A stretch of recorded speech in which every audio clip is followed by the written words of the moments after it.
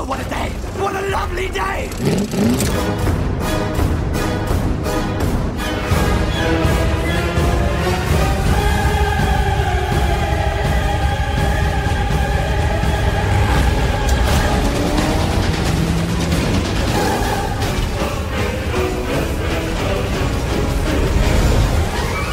Welcome to the Mad Max Minute Podcast, the daily podcast where we break down Mad Max 1 minute at a time. I'm Rick. And I'm Julia. And today we're talking about minute 74, which begins with Jessie getting out of the van to run, and it ends with Max catching up to May. So we pick up today's minute. The van has broken down, and May and Jessie are sitting in the front seat, and May tells Jessie to get out and run. I am noticing that May is still calling the shots. Mm-hmm. And while I appreciate her calling the shots, because her point of view is a little bit different than Jessie's. Jessie's in a panic, and May isn't.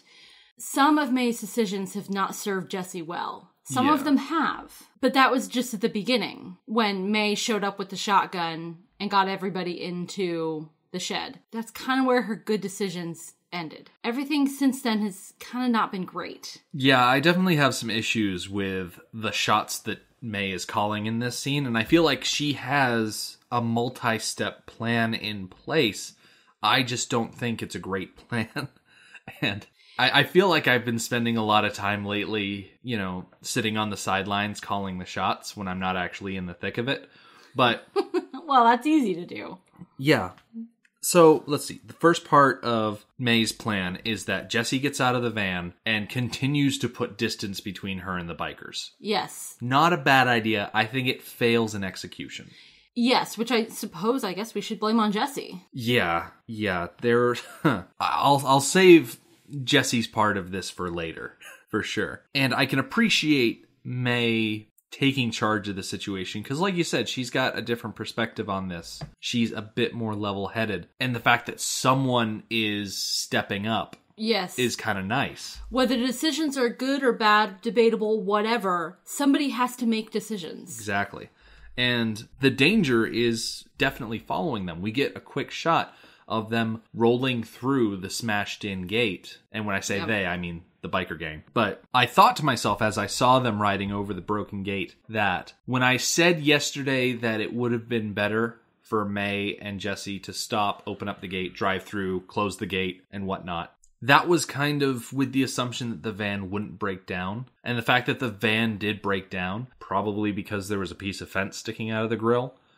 But if the van breaks down, having the gate opened or closed doesn't really change anything. Right. It pretty much kills any strategy. Exactly. When your whole plan is riding on a vehicle working the entire time that plan is in effect, and then that vehicle fails, the rest of the plan just really crumbles. And I think partly why May's plan to just get away from the bikers falls apart so completely is because this key part of it is gone now.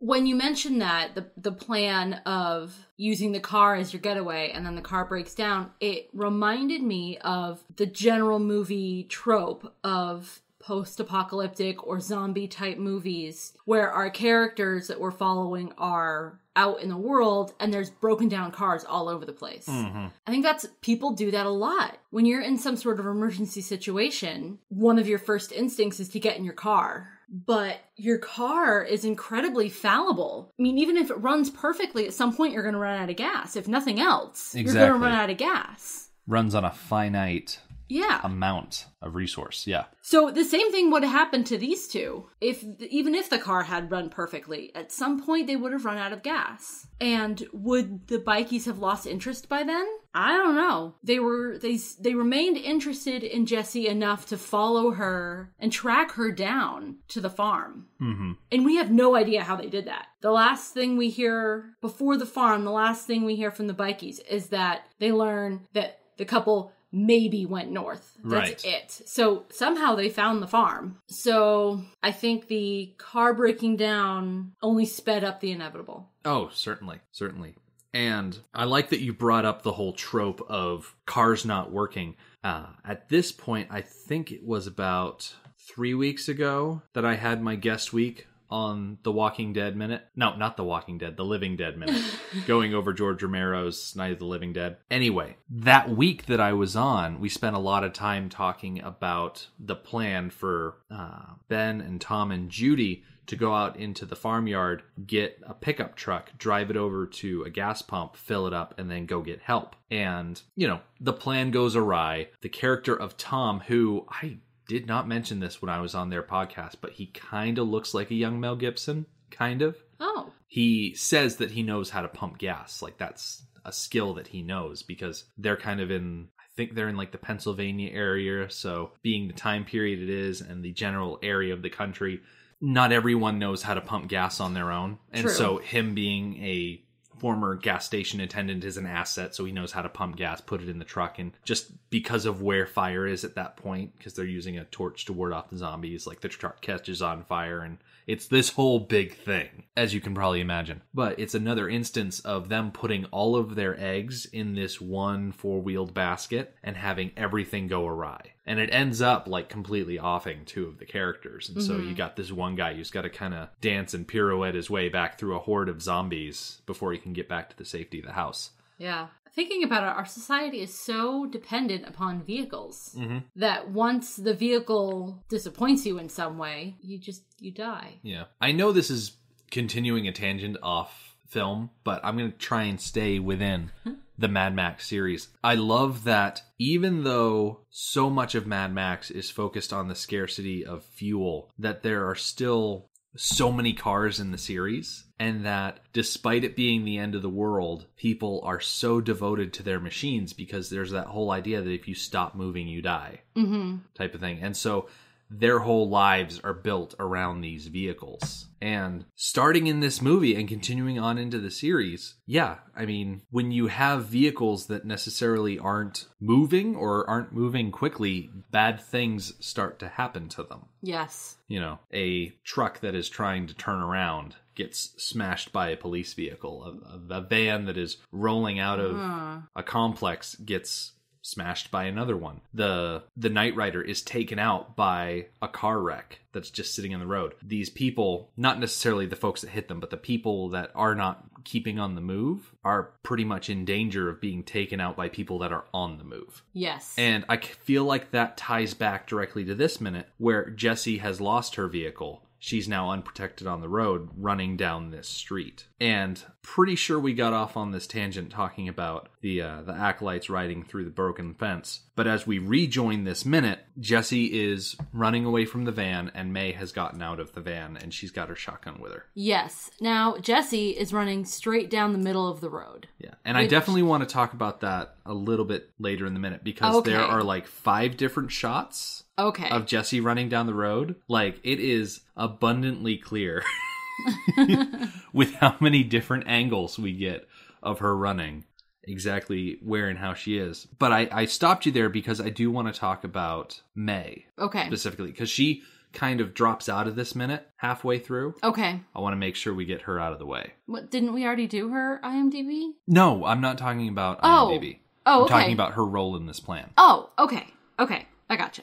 So Jessie's gone and May gets out of the van. And I feel like part 1 was Jessie continue putting distance. Part 2 is May is going to stand her ground and try and go all Gandalf, you shall not pass type of thing against these bikers. The trouble is, she has one shot. Yeah, she's a tough old lady, but she's not a wizard of Middle Earth. Like, she's got one shot to take out 7 bikers. Yep.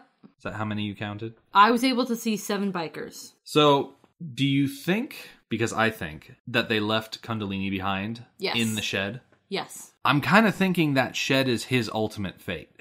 You think he never leaves? I don't think he ever gets to leave that shed either alive or a free man. I think following this incident with Jessie on the road, if they go back to the farmyard, which they probably do because that's where May and Benno live, they probably have the Dark One show up, or Ziggy or whoever. Right, because people probably were called. Yeah, they probably just take Kundalini at that point, and the ambulance takes Jessie. We're going to see that tomorrow, of course. But getting back to May, yeah, she's got one shot. And I could either make an Eminem reference or a Hamilton reference, and I don't think I'm well-versed in either enough to adequately do the reference justice, so I'm just going to skip it. I think that's wise. But what I like about this portion of the minute is that we kind of see May getting ready, and then we see the gang kind of round the corner of the road. And I like that shot because it starts pretty far away, and you just kind of see them progress like a series of dark figures. Yes. And it's like 6 big dudes on motorcycles, and they're all coming towards May. It's a cool image. It is. This image of watching the biker group come around the corner and come closer reminds me of back with Goose on his last ride, when we were just watching that empty road for a good, I don't remember how many seconds, but way too many, waiting for him to come into view, round the corner, come into view, whiz past us. I think the Goose shot could have been much cooler if it had resembled this shot with the group of bikes and May a little bit more. I think what I mean is tighter timing. Exactly. I was going to say exactly that. You don't get as much time in this shot where it's just empty road. Although, now that you say that, the circumstances of each one were very different. Goose was joyriding. Exactly. He had time. There was no imminent threat. In this scene with the bikies and May, there is an imminent threat. There is no time. May has just enough time to walk around to the back of the car, get herself set up, the shotgun's up, and do another close her eyes and squeeze the trigger. Yeah. Did we settle, back when we were talking about Goose's joyride, that the long and drawn-out minute of him riding was to lull everybody into a false sense of, oh, nothing bad is going to happen? Did we get to that? I don't recall. Yeah, that was a while ago. Like I said, we're on to a completely different incident on the road at this point. So, as much as I like this scene for its pacing better, they are communicating two different things. Right. Because here it's a large group of antagonists, and they are descending on our protagonists here, and there's not a lot they can do. I mean, like I said, May is a tough old lady. She puts up a valiant effort. I mean, she's got this gigantic gun, which is pretty much as big as she is. Yes, it is. And she very much puts herself in harm's way. Oh, yeah. Which, by the way, I don't understand why they didn't go back for May. May threatened them. May shot at them twice. Yep. And stuffed them in a closet. Why didn't they punish her as well? I thought that was a little bit odd. Yeah. That they go straight after Jessie. They don't care about May at all. They go straight after Jessie, do what they do, and they don't stop. They just keep going. So I think that's a little surprising. They don't go after May. I think that at this point, they don't care about May. Right. They have put so much energy into this singular idea of Jessie. And by extension, Sprague. But I think their real target is Jessie. And at this point, I feel like the game is getting a little old for them. Right. They just want it to be done. Exactly. At this point, it's easier for them to just continue on down the road. Right. Move on to the next adventure. Exactly. Because this has already taken up at least a couple of days of their lives. Which, how often do they devote a couple of days to any one entertaining diversion? Yeah. I gotta say, I like these shots of the gang moving in unison because they are very faceless, very menacing, but they move so smoothly around obstacles. Yes. I mean, in the shot where May shoots at them for the second time, there's a bunch of smoke, but the gang kind of splits down the middle and they ride around the van. And it's so smooth the way they split and come back together into this big blob. Yep, they make it look like nothing. And the fact that they're able to move so smoothly makes it even more menacing. Yes. This whole idea that they are moving around obstacles. It's kind of like, let's see, we were listening to There's No Such Thing as a Fish, where they were talking about slime, and they mentioned the old Blob movies, where the blob is just this unrelenting, amorphous force that doesn't let anything get in its way. And I feel like when the gang is moving as a unit, they can kind of take on that aspect of menace. Absolutely. But so after May shoots at the gang, they drive around her, like I said, and we get this shot of May peeking out from behind the van, and she's just looking down the road at the gang and then Jessie beyond, and she's got this look of despair on her face, knowing that what she tried to do was not enough. Yeah, she gave it everything she had, and she had to know in her head that it wasn't enough.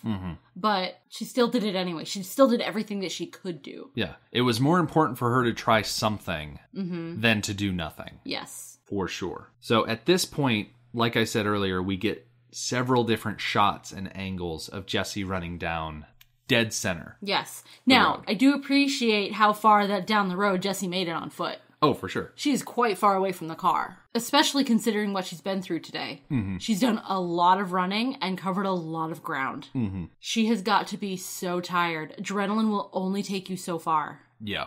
Now, it's one thing to notice how far she got from the van. It's another thing to ask why she decided to run on the road. This is definitely an instance where you can tell that Jessie went to the Prometheus school of running away from things.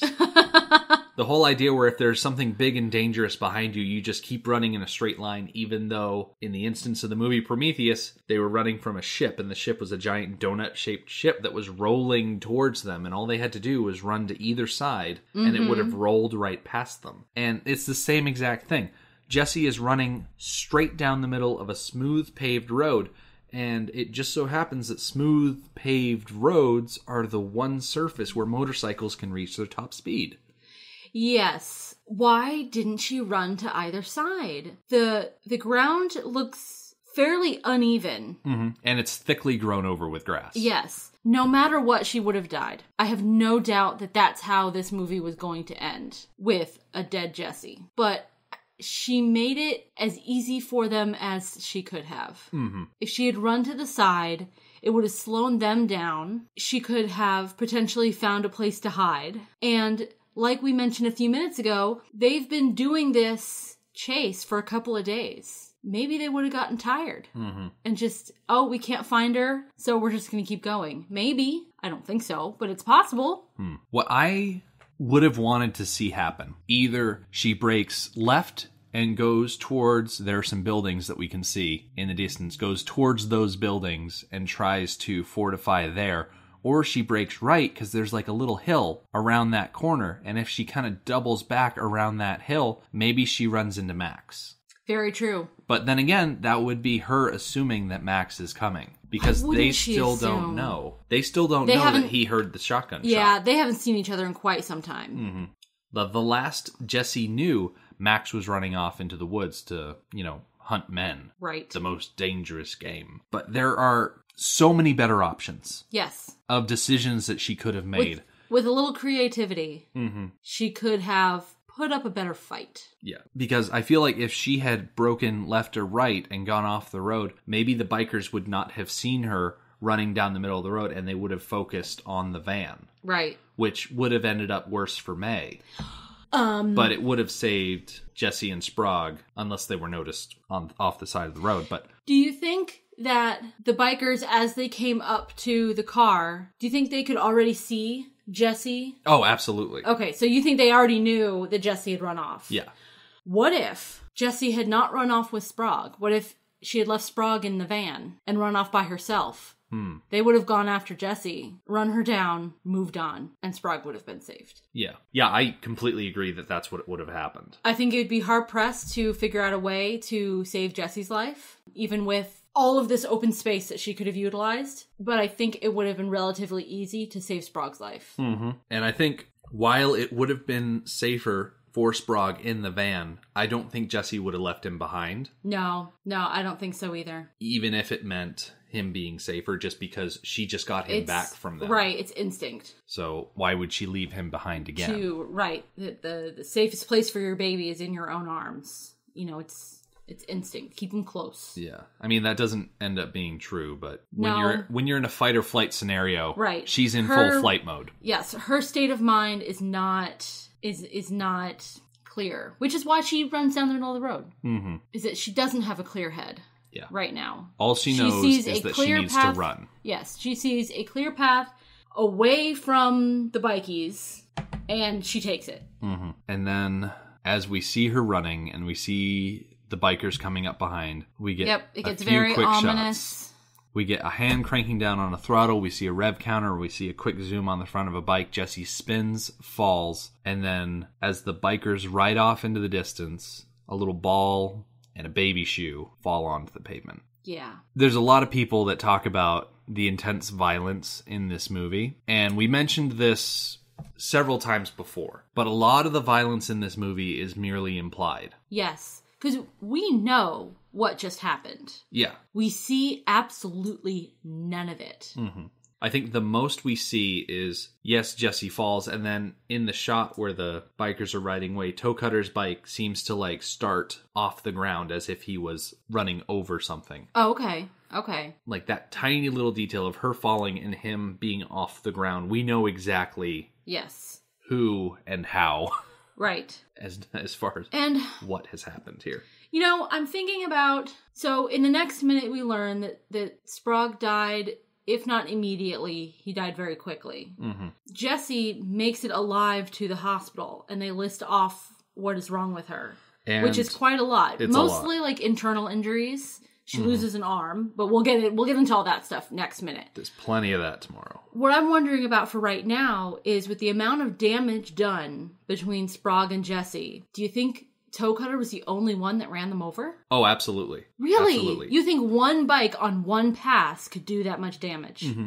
Oh, absolutely. Because it's only 2 points. You only get 2 chances to hit stuff. Yeah. Front tire, back tire. But he's also moving at high speeds. Yes. She's falling against pavement. And so all of that kinetic energy of the motorcycle is bearing full force into her. Yes, which Sprague is on top of her because she spins, falls down on her back. Yeah. So Sprague is on top. Yeah. So all of the kinetic force of that front tire is hitting her, rolling over her. And then that back tire, she gets another hit of kinetic force. And then as both tires are running over her, she's getting all of the weight as well. Okay. There's a lot of trauma that can happen very quickly. Yes. When someone is run over. Okay. When you put it like that, I buy that she was only hit by one motorcycle. Yeah. Plus... all of the other motorcycles were kind of riding around Toecutter. Yes, giving him a clear path. Yeah. Because he's in charge. He has a plan, he knows what he's going to do, and he's going to do it. Mm-hmm. And we get a fairly long, lingering shot. On the shoe. The ball shoe is actively rolling away. And the bikey's running away. Yep. And in the background... before the music swells up, we hear crows again. Yes, we do. Which are that audio signal that this is, biker scavenger-related activity. And it's interesting that it comes after the fact. Mm-hmm. Trying to think back to the times that we've heard it so pronounced before. My memory says that in the past it's been more during the encounter or before the encounter. Like, we heard crows on the beach before the dog ran away, got himself killed. Mm-hmm. Yeah, it does seem... puts a different spin on the crow sound effect that it happened after the fact. I was gonna say, when Max and Goose found Johnny after the Chevy was destroyed, I think that's another instance of the crow sound effect coming after the fact. But I think it's just that little punctuation mark on the situation that they did throw the crow sound effect in there. And... I think the lingering shot, taking the sound effect and the music out of it, is incredibly powerful because, A, they don't show us any actual on-screen violence, it's all implied, but it just gives us an example of lives being destroyed, and then the people that destroy those lives are just riding away. It's nothing to them. Exactly. They are so removed from it that they can just do these things and continue on. Yes. And we're left in the aftermath. Yes, they put a great deal of effort into the fun part, into the teasing and the terrorizing. They put a great deal of effort into terrorizing Jessie. Mm-hmm. But when it came to actually doing the dirty work, it was nothing. They're like, we're done playing. Mm-hmm.